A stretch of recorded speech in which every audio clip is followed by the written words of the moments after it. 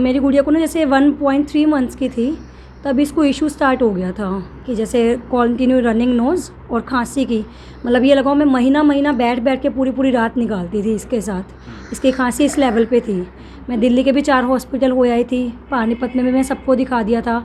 सब ने मुझे ये तो कंफर्म कर दिया था बाय द एज, मतलब टाइम के साथ साथ कि ये एलर्जेटिक है, लेकिन किसी के पास भी ना प्रॉपर ट्रीटमेंट नहीं था कि ये एलर्जेटिक है। मतलब सब ये तो बोल रहे थे, फिर सबको लग रहा था कि एज की वजह से नहीं हम अभी मतलब कोई भी ट्रीटमेंट स्टार्ट नहीं कर पाएंगे, अभी इसका एलर्जी टेस्ट नहीं हो पाएगा। तो सर के पास भी आए तो सर वहाँ गए हुए थे, यूएसए थे सर, यहाँ थे नहीं, क्योंकि मेरे हस्बैंड और मेरी मदर इन लो दोनों यहीं पे ही ठीक हुए हैं। मेरे हस्बैंड भी एलर्जेटिक हैं और मेरे मदर लो भी हल्के से अस्थमैटिक हैं। तो फिर मैं जब इसको लेके आई, ये अराउंड 2 ईयर्स की थी, फिर सर ने बोला कि हम एलर्जी टेस्ट एक बार करवा लेते हैं क्योंकि ज़्यादा परेशान हो रही है। तो फिर करवाया, तो इसको जिस चीज़ से इशू आया उसके बाद सर ने इसकी इम्यूनोथेरेपी शुरू करी। अब मुझे लगता है कि सर की वजह से ये अच्छा भला खा पी भी लेती है। सिर्फ ये मौसम के टाइम इसको हल्का बहुत, वो भी मुझे आना होता है कि चलो एक बार दिखा देती हूँ, और इसको भी होता है कि चलो एक बार दादू के पास ले जाओ। अदरवाइज़ मुझे लगता है अब ये प्रॉपर वो चीज़ें भी खा लेती है जिससे इसको एलर्जी थी, वो भी खा लेती है और अभी बिल्कुल नॉर्मल रहती है। खांसी होती भी है तो एक दिन, लेकिन वो वाली नौबत बिल्कुल भी नहीं आती कि मैं पूरी रात बैठूं। ये भी आराम से सोती है, मैं भी बिल्कुल आराम से सोती हूँ। अब ऐसे बच्चा स्कूल भी जाता है, थोड़ा बहुत अपना खा पी भी लेती है, परहेज भी उतने तो क्या, अब तो बिल्कुल भी नहीं करती हूँ मैं। पहले तो मैं इसको कुछ भी नहीं देती थी, कुछ भी। अब तो ये सब कुछ खाती पीती भी है और बढ़िया रहती है एकदम। और मेरे को ऐसा कुछ नहीं लगता कि कोई दवाई भी वो इतनी नॉर्मल है कि बस सुबह 2 ड्रॉप्स ऐसे डालनी होती है कि बच्चा इतना खुशी में खेलते खेलते ले लेता है। ना दवाई का कोई इशू। हाँ, मतलब मेरे को ना ऐसा लगा कि जैसे नहीं वो फेल लगा लो, या फिर आप ये भी कह सकते हो कि इसकी एज को देख के ना कोई डॉक्टर उस वे में ले ही नहीं रहा था। जैसे सर ने मतलब जैसे हैंडल किया ना, कोई और उस वे में हैंडल कर ही नहीं रहा था। सब एज को देख के कि नहीं ट्रबलिंग पीरियड है, 4-5 साल के बाद ठीक हो जाएगी। लेकिन वो वाले मंथ्स जैसे निकले ना, वो मुझे ही पता है। उस टाइम सर यहाँ होते तो मेरे वो मंथ्स भी शायद अच्छे निकल जाते। मेरे वो मंथ्स जो बहुत ही वियर्ड निकले हैं इसके साथ।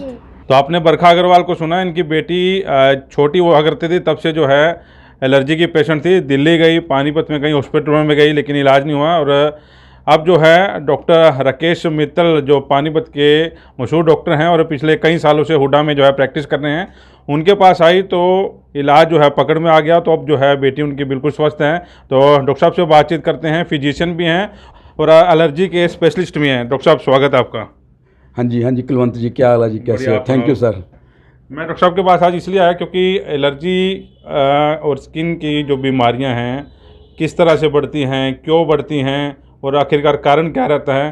तो मेरी भी इच्छा थी कि इनसे बातचीत करूं, तो आज बातचीत करने का जो है सौभाग्य मिला। डॉक्टर साहब, सबसे पहले तो मैं ये जानना चाहूँगा कि एलर्जी जो है कितने प्रकार की होती हैं और ये एलर्जी होती क्यों है? ये एलर्जी कुलवंत जी नॉर्मली जो है ये 4 प्रकार की होती है। चेस्ट की एलर्जी में सांस का फूलना, दूसरा छींके आना, जुकाम, कॉन्स्टेंट जुकाम रहना, छींके आना, नाक बंद रहना। थर्डली स्किन की एलर्जी, जो कि स्किन में खारिश रहना लगातार। और फोर्थ एलर्जी होता है आइज़ की एलर्जी, कॉन्स्टेंट आंखें लाल रहना।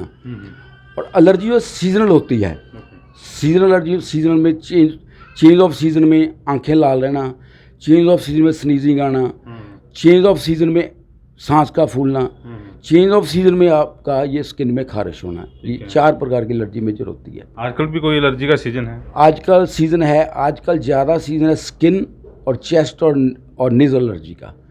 आँख का थोड़ा कम सीज़न है। कोई मॉइस्चर, जितना मॉइस्चर होता है, बरसात होती है, मॉइस्चर होता है, पोलन्स उड़ते हैं, जितना पोलन्स होते हैं वो मेन कॉज ऑफ एलर्जी होता है, पोलन्स। अभी जैसे बरसात का सीज़न गया, अभी कभी बरसात आ जाती है, कभी धूप हो जाती है। इसमें भी हमारी स्किन में फ़र्क पड़ रहा है? स्किन में बहुत फ़र्क पड़ता है। इसमें स्वेटिंग होती है। स्वेटिंग एलर्जी का बहुत मेन कारण है, एलर्जी को बढ़ावा देती है। एलर्जी ऑलरेडी बॉडी में होता है पर क्या सिम्टम्स नहीं आते।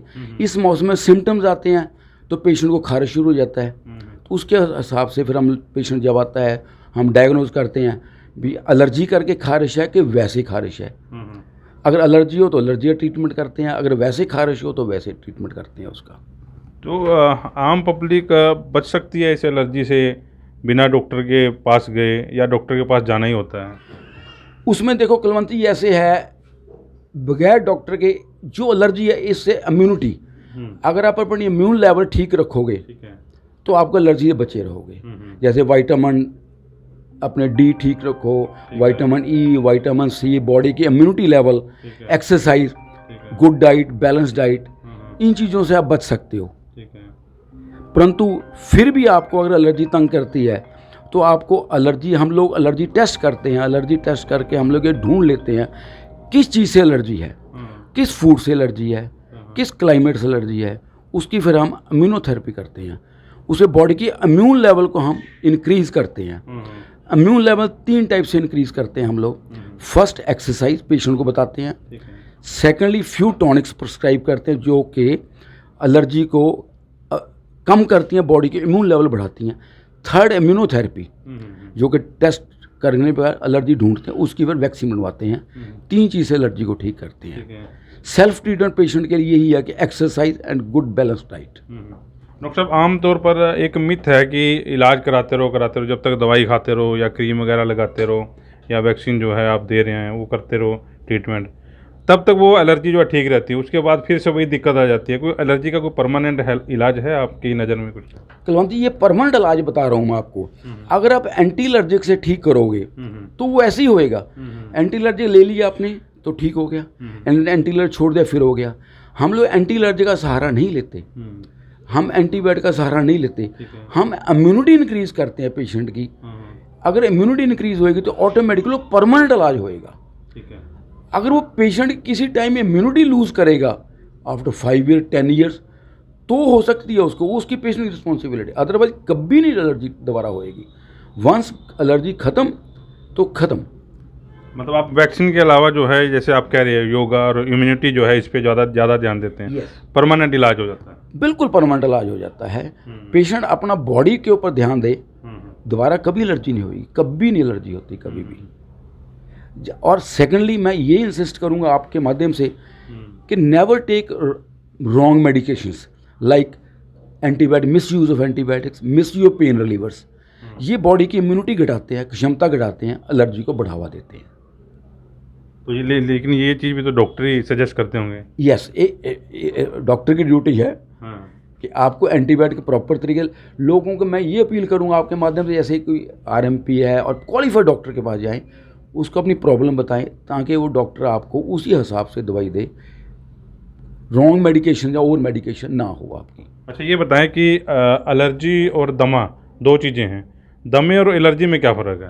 देखो, ये बहुत बढ़िया क्वेश्चन है। हम पेशेंट्स को यही करते हैं, मीटिंग में यही इंसिस्ट करते हैं। एलर्जी नॉर्मली पेशेंट्स को पहले एलर्जी बनती है, आम तौर पे वेरी कॉमनली पेशेंट हमारे पास आएगा, छींकें आती हैं, सांस फूलता है, सीजनल होता है। अगर वो रॉन्ग ट्रीटमेंट करता है, उसको लंबा खींचता लास्ट में एक टाइम में ये अस्थमा बन जाएगा। ये asthma is non curable, allergy is curable. दोनों में ये फ़र्क है। सांस उसमें भी है, उसमें भी। Allergy will be seasonal, asthma will be permanent and non curable. उसके लिए परमानेंट दवाई लेनी पड़ती है अस्थमा के लिए। First allergy that leads to asthma. Total mark बड़ी बात यह है कि एलर्जी जो अभी मैं पेशेंट आपका देख भी रहा था कि पेशेंट बैठे थे काफ़ी सालों से, जब से लॉकडाउन लगा तब से जो अच्छी क्या आ रही थी। और मैं आपका ट्रीटमेंट भी सुन रहा था कि वैक्सीन जो आप लोग बनवाते हो, ये वैक्सीन आप तैयार करवाते हो अपनी? हाँ जी, ये बाकायदा फैक्ट्री है पूरी, ये जो वैक्सीन बनाती है, मेडिसिन की फैक्ट्री है। उसमें हम लोग एलर्जी ढूंढने के बाद उसको हम फिर वैक्सीन तैयार करवाते हैं। जो एलर्जी होती है इम्यूनिटी के लिए, उसको वो पेशेंट को दे देते हैं, वो फिर वो लेता रहता है वैक्सीन। तो उसके बाद धीरे धीरे फिर हम 2 महीने बाद पेशेंट को विजिट करा के उसको असेस कर लेते हैं, पेशेंट की क्या पोजीशन है, क्या है। एलर्जी किस तरह का टेस्ट होता है, आप लोग कैसे? एलर्जी में कुलवंत जी, पहले हम प्रिक टेस्ट करते थे। आज भी जो है प्रिक टेस्ट भी अवेलेबल है इंडिया में, पर आजकल हमारा एक नया टेक्निक है, हम लोग एलाइजा से टेस्ट करते हैं ब्लड के थ्रू। क्योंकि पहले हमने बहुत साल मैंने प्रिक टेस्ट किया, हम बाजू पे 60 नीडल लगाते थे, एक एलर्जी चेक करते थे। परंतु आजकल थोड़ा चेंज हो गया क्योंकि वो पेनफुल था। आजकल एक ब्लड लेते हैं, सैंपल 5 ml ब्लड लेते हैं, उसके थ्रू फिर हम टेस्ट एलाइजा टेस्ट करते हैं। सीरम निकालने के बाद फिर हम उसको, that takes about 5 to 7 days test में, उसमें पूरी एलर्जी ढूंढ लेते हैं। आप के बारे में ये भी सुना है कि जितना टाइम इंडिया में रहते हैं उतना टाइम आप यूएसए में भी रहते हैं, जाहिर तौर पर वहाँ भी एलर्जी के पेशेंट ज़्यादा होते हैं। यहाँ की एलर्जी और वहाँ की एलर्जी में क्या फ़र्क देखते हैं आप? देखो, फ़र्क कोई नहीं, एलर्जी का ट्रीटमेंट भी उसी स्टैंडर्ड से हम करते हैं। ठीक है। मेन एक चीज़ मैं और बताऊंगा आपके माध्यम से कि एलर्जी टेस्ट कोई ऐसा नहीं है, कोई इससे वेरी सिंपल टेस्ट, कोई लैब टेस्ट है। एलर्जन आपको पहले फाइंड आउट करने पड़ते कि आपके एरिया में कौन सा एलर्जन है। वो एलर्जन फाइंड आउट करने के बाद उसका ट्रीटमेंट करना है। बाकी हमारा जो एलर्जन हम उसी हिसाब से फाइंड आउट करते हैं जो यहाँ अवेलेबल, जो एलर्जन कॉज है यहाँ इंडिया में। अमेरिका में डिफरेंट एलर्जन होते हैं, पर ट्रीटमेंट का जो हमारा लाइन ऑफ ट्रीटमेंट वो हम सेम करते हैं। यहाँ और वहाँ में कोई फ़र्क नहीं है। वहाँ का एक्सपीरियंस मेरे पास पूरा है। हम लोग वहाँ भी काफ़ी टाइम मैं यूएस में भी रहा हूँ, तो वो एक्सपीरियंस भी मेरे को बहुत ज़्यादा यहाँ फेवरेबल है, मेरे को फ़ायदा देता है उस एक्सपीरियंस का। मेडिसिन का भी, इलाज का भी फ़र्क होता है। जैसे आप एंटीबायोटिक की बात कर रहे हैं, वहाँ तो मेरे ख्याल ये चीज़ें नहीं है। नहीं, वहाँ नहीं, आप ऐसे एंटीबायोटिक नहीं दे सकते। अगर आपको इंडिकेटेड है तो ही दे सकते हो। वही हम कोशिश करते हैं कि वही फॉलो मैं यहाँ ट्रीटमेंट करूँ पेशेंट को, कि उसको अगर ज़रूरत है वही मेडिसिन दूँ एंटीबायोटिक वगैरह, अगर उसको इन्फेक्शन है तो। क्योंकि अभी आप फ़ोन सुन लीजिए, शायद फ़ोन, क्योंकि अभी टीवी में जो विज्ञापन आते हैं या किसी ने बता दिया कि स्किन के लिए ये अपना लगा ले, दवाई लगा ले या क्रीम लगा ले, उससे जो है दिक्कत नहीं रहेगी। जो बच्चे जो आजकल पढ़ रहे हैं, युवा पीढ़ी जो है, उस तरह के अपने आप इलाज शुरू कर देते हैं। आपको लगता है कि वो घातक है? बिना डॉक्टरों के जो है वो चीज़ नहीं करनी चाहिए? वो सर्टनली, वो तो घातक है, बिल्कुल नहीं करना चाहिए। वो पेशेंट को ऐसा अपने सेल्फ ट्रीटमेंट कभी नहीं करना चाहिए। आपकी प्रैक्टिस के दौरान आपको कुछ याद है कि इतना पुराना को पेशेंट बेचारा धक्के खा के लूट पीट गया हो, फिर आपके पास आया हो और आपके पास आने से आसानी से उसका इलाज कर दिया हो आपने? देखो, बहुत सारे पेशेंट है। एक तो आपको पेशेंट अभी बच्चा दिखा के गया, तो मेरे पास बहुत पेशेंट ऐसे हैं भगवान की कृपा से।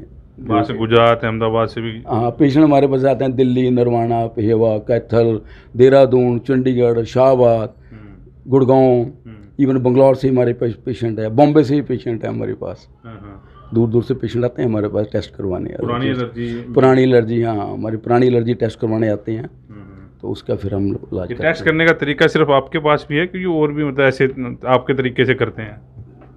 देखो, इसके बारे में मेरे को खैर मैं क्या बताऊं। मैं अब जो मेरी परफेक्शन है, मेरे को तो अच्छा लगता है कि मेरी परफेक्शन है इसमें। बाकी लोग करते होंगे, आई डोंट नो, मे भी करते भी होंगे। मेरे इलाज सस्ता है आपका? क्योंकि बड़े बड़े आजकल तो कॉरपोरेट देखा है बन गए हैं, लेकिन मैं आपका हॉस्पिटल देख रहा हूँ, कितने साल पहले देखा था, आज भी वही हालात हैं, पहले की वही हालात हैं। इलाज आपका सस्ता है महंगा है? इलाज हमारा तो भी सस्ता है कि हमारे ओवरहेड्स है नहीं, हमारा इलाज बहुत सस्ता है। गरीब अमीर हर तरह का पेशेंट हमारा इलाज करवा सकता है, वेरी चीप, रीजनेबल। हम पेशेंट की सहूलत के लिए हमने प्राइस रखे हो, तो पेशेंट किसी को दिक्कत ना होगी। वेरी चीप ट्रीटमेंट, कोई महंगा ट्रीटमेंट नहीं, और परमानेंट ट्रीटमेंट है ये आपका। ज़्यादा टाइम कितना लंबा इलाज चल सकता है एलर्जी का आपके हिसाब से? देखो, इम्यूनोथेरेपी, बहुत सारे पेशेंट हमारे ऐसे हैं उनको ट्रीटमेंट की ज़रूरत नहीं पड़ती। फूड एलर्जी होती है, मेरे पास ऐसे पेशेंट है कि दूध की एलर्जी है, हम दूध परहेज़ करवा दिया, patient all right. Bakery product की एलर्जी है, बेकरी बंद करवा दिया, पेशेंट ऑल राइट। टमाटर की एलर्जी है, फूड एलर्जी है। अगर क्लाइमेट एलर्जी है, अकॉर्डिंग टू एलर्जी, तो उसका ट्रीटमेंट हम उसका देखते हैं अभी कितना टाइम उसका ट्रीटमेंट चलना है। जितनी एलर्जी ज़्यादा, पर इट्स वेरी सिंपल ट्रीटमेंट। आपको 1 इन अ वीक एक डोज लेना है, ठीक है, वेरी सिंपल। फिर 15 दिन में एक डोज लेना है, फिर 21 दिन में एक डोज लेना है, फिर 1 मंथ में डोज लेना है। Very simple treatment. किसी को क्योंकि मैं याद आ गया मेरे को आपसे बात करते करते, एक मेरे जानकारी थे, वीट की एलर्जी थी उसको, उससे भी एलर्जी होती है, उसका भी इलाज है आप लोगों के पास? देखो, वो वीट एलर्जी डिफरेंट एलर्जी है। जो सिल्क डिजीज़ है उसकी वीट छोड़ना पड़ता है परमानेंट। वीट डस्ट की एलर्जी जो होती है, जिसमें एस्थमा बनता है, नेजल प्रॉब्लम होता है, वीट डस्ट, उसकी मेडिसिन हम बनवाते हैं। पर वीट एलर्जी जो पेट खराब रहता है, that is silk disease, that different disease, उसको तो वीट आपको बंद करना पड़ता है, उसका कोई इलाज नहीं है। कभी ऐसे भी केस आए हैं हिंदुस्तान में कि एलर्जी से किसी की मौत भी हो जाती है? ऐसा नहीं, कोई ऐसा मैंने कोई देखा नहीं एलर्जी से मौत हो जाती है। अगर कोई रॉन्ग ट्रीटमेंट हो जाए, आई डोंट थिंक मैंने अपनी लाइफ में ऐसा देखा। ये चीज़ें नहीं है? नहीं है कोई ऐसा। इलाज हो सकता है? यस, इलाज बिल्कुल हो सकता है, बिल्कुल, डरने की जरूरत नहीं, कोई डरने की ज़रूरत नहीं। अच्छा, आप बताएं, आप कितने साल से यहाँ प्रैक्टिस कर रहे हैं? इसके अलावा मतलब डेंगू का, मलेरिया का कुछ और भी इलाज करते हैं आप लोग? मैं 91 से प्रैक्टिस कर रहा हूँ। पहले मैं हैदराबादी हॉस्पिटल में था एज ए मेडिकल स्पेशलिस्ट, तो उसके बाद फिर हमने यहाँ अपना सेटअप शुरू कर लिया था 92 में। तो हम लोग डेंगू का, फीवर का, मलेरिया का सभी इलाज करते हैं। फिजिशियन, मैं बेसिकली मैं फिजिशियन हूँ, ठीक है। और नेक्स्ट मेरी जो आगे जो मेरी पोस्ट ग्रेजुएशन है, क्वालिफिकेशन है, जो सुपर स्पेशलिस्ट, वो हमारी जो है वो एलर्जी में है। और बेसिक हम सब इलाज करते हैं, हर तरह का इलाज करते हैं। डेंगू पेशेंट का देखते हैं हम लोग, फीवर का देखते हैं, चिकनगुनिया देखते हैं, हर तरह का और हमारा ट्रीटमेंट बहुत चीप है और विदाउट एडमिशन है। ओके। मैं किसी को दाखिल नहीं करता। डेंगू पेशेंट को किसी को आप देखो पेशेंट अंदर आपको मिलेंगे डेंगू के सिर्फ डे ट्रीटमेंट में। अब आपने अभी दिखाया था, मैंने आपको एक पेशेंट का था 1,13,000 प्लेटलेट हुआ है 3 दिन में, उसका डाउन हो गया था। मैं किसी को एडमिट नहीं करता, विदाउट एडमिशन है सब ट्रीटमेंट मेरे, वेरी चीप। आप समझते हो डे ट्रीटमेंट में कितना पेशेंट को बहुत सस्ता पड़ता है, दाखिल की ज़रूरत नहीं। यानी और डॉक्टर के पास जाओ तो डेंगू तो उनके लिए एक ऐसी चीज़ मिल जाती है, लूट लो भाई बंदे को, ऐसा हिसाब किताब। और आप तो ठीक कह रहे हैं कि मतलब एडमिट नहीं कर रहे और पेशेंट खुश होकर जाते हैं। आपके सामने पेशेंट जो था अभी देखा था आपने, 1,13,000 प्लेटलेट हो गए, डे ट्रीटमेंट आज 4th डे है उसका। कभी एडमिट नहीं करते हम लोग, किसी पेशेंट को एडमिट नहीं करता मैं। इलाज कराओ साथ इलाज कराओ साथ साथ जाओ। चलिए, डॉक्टर राकेश मेरे साथ थे। सर मैं एड्रेस जानना चाहूँ, आपको मिलना हो, जो लोग देख रहे हैं वॉइस ऑफ पानीपत पे, थोड़ा सा एड्रेस समझाने की कोशिश। हाँ, मेरा 396 हुडा कॉलोनी सेक्टर 11 में है। जस्ट जीटी रोड से 400 मीटर अंदर है। आप जीटी रोड से आओगे टूवर्ड सेक्टर 11, मेन रोड पे आएगा Mittal chest allergy and skin centre. तो सेक्टर 11 में मेन रोड पे है हमारा बिल्कुल हॉस्पिटल। और अगर आप गूगल भी डालोगे doctor Rakesh Mittal chest specialist तो आ जाएगा, गूगल में भी आपको लोकेशन आ जाएगी। चलिए, क्योंकि बड़ी बात, अच्छी बात हॉस्पिटल की ये लगी कि मरीज आता है ओपीडी में, अपनी पर्ची कटवाता है, यहाँ से इलाज करवाता है और अपने आप जो है सेम डे अपने घर पे चला जाता है। लूटने का सिस्टम नहीं, जैसा कि मैं डॉक्टर साहब की बातों से समझ पा रहा हूँ। क्योंकि ऑफ कैमरा जो है आधा घंटा मैं यहाँ पर बैठा, देखा इनका ट्रीटमेंट करने का तरीका, देखा लोगों का इलाज करने का तरीका देखा, तो अच्छा लगा। आपको भी अगर जो इस तरह की कोई बीमारी है तो डॉक्टर साहब से सलाह मशवरा कर सकते हैं। हुडा में जब हम लोग एंट्री करेंगे तो पार्क आएगा, पार्क के बिल्कुल पीछे जो है डॉक्टर राकेश मित्तल का जो है बोर्ड आपको दिख जाएगा। तो इस वीडियो को साथ के साथ शेयर जरूर करें ताकि और लोगों को जो है इसका फ़ायदा मिल सके। वॉइस ऑफ पानीपत के लिए प्रदीप पांचाल के साथ कुलवंत सिंह।